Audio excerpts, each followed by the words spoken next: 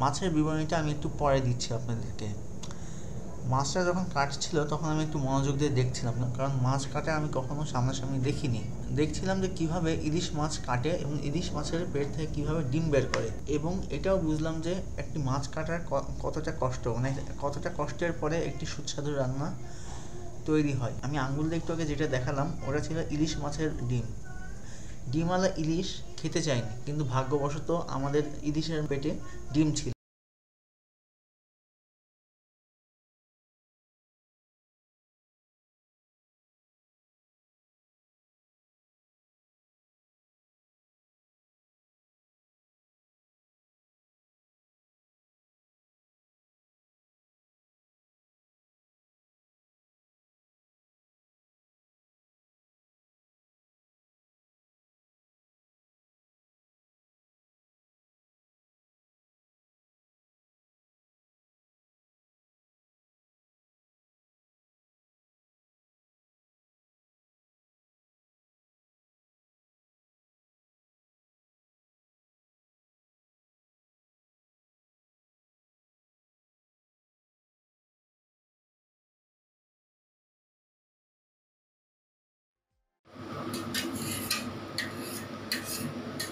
জি মামা, একবার একটু বলেন মাছের বিবরণীটা।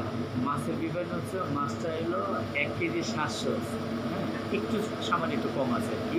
এই আর আপনার সব মাছই এরকম না, কোনোটা কম আছে, কোনোটা বেশি আছে, ছোট বড় সাইজ আছে। তো কোনটার কেজি থেকে এত? এটা এক একটা ধরনের পদ্মার মাছ তো। আর হলো আপনার কোনোটা আছে 900 গ্রাম আছে, কোনোটা 1 কেজি আছে, 1 কেজি 300 400 আছে, এই টাইপের আছে। আবার 2 কেজিও থাকে। আজকে যেমন 2 কেজি এলাকা নাই।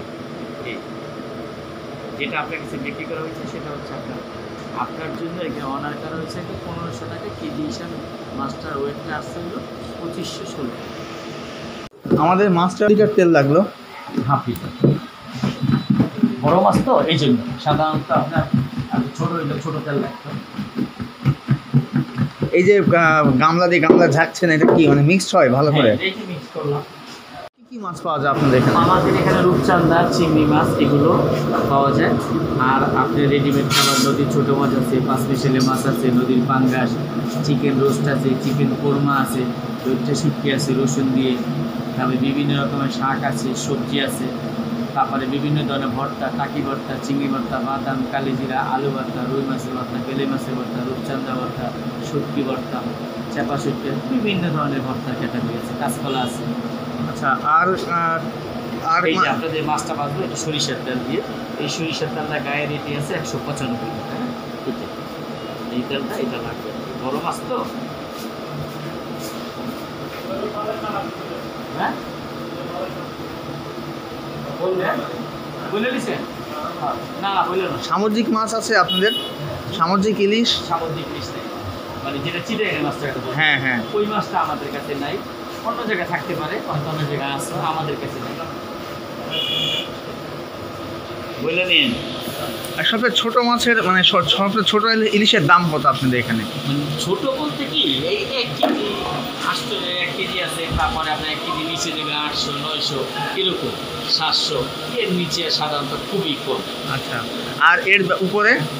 উপরে 2 কেজি প্লাস এই টাইপের মাছ। আর আমাদেরটা জানি কত?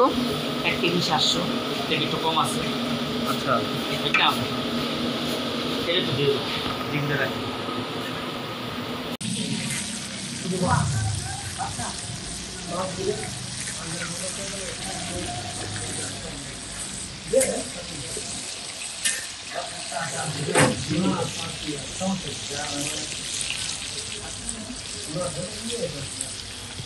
কত সময় লাগবে রান্না হতে? আপনার একটু সময় লাগবে। এটা লেজ ভর্তাটা আমি মানে অত না, এই যে লেজ ভর্তাটা দেখুন, ভর্তাটা মানে আপনাদের কাজ চলতে আছে, এর ভিতরে হয়ে যায়, সময় লাগে। কত সময় লাগে? সময় লাগে সময় লাগে। একটা মাছ কাটতো হয়, গাইতে ধুইতো আর ফ্রেশ করে মশলা মাইকে, তারপরে তেল গরম করে কড়াইতে দিয়ে এই সব এছাড়া কি আপনার চোখের সামনে দায়িত্ব। হেডলাইন দেখে আপনারা বুঝতে পারছেন যে এখন আমি কী নিয়ে কথা বলবো।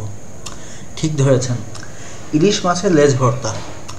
ইলিশ মাছের লেজ ভর্তা আগে আমি কখনো খাইনি এবং কীভাবে বানায় দেখিও নি, কিন্তু আমি মার মুখে ছোটো থেকে শুনে এসেছি যে ইলিশ মাছটা যেরকম খেতে অতি সুস্বাদু, সেরকমই ইলিশ মাছের লেজ ভর্তা এবং ইলিশ মাছের ভর্তা অন্য মাছের মতো যদি করা হয় তাহলে।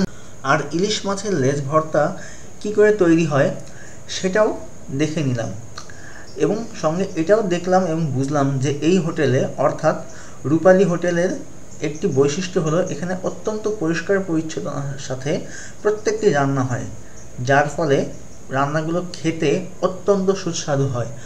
আসলে আমি গত বছরে এই হোটেলটিতে এসেছিলাম বন্ধুদের সাথে, নাম না দেখেই ঢুকে পড়েছিলাম। 1 বছর পর আমি আমার পরিবারকে নিয়ে এসেছি। ঢোকার পরে বুঝলাম রান্নাটা খেয়ে যে আচ্ছা এই হোটেলটি সেই হোটেল যে হোটেলের রান্না আমি গত বছর এসে খেয়েছিলাম। আমার কিন্তু আপনারা বিশ্বাস করবেন কিনা জানি না, আমার হোটেলের নাম এক অক্ষরও মনে ছিল না।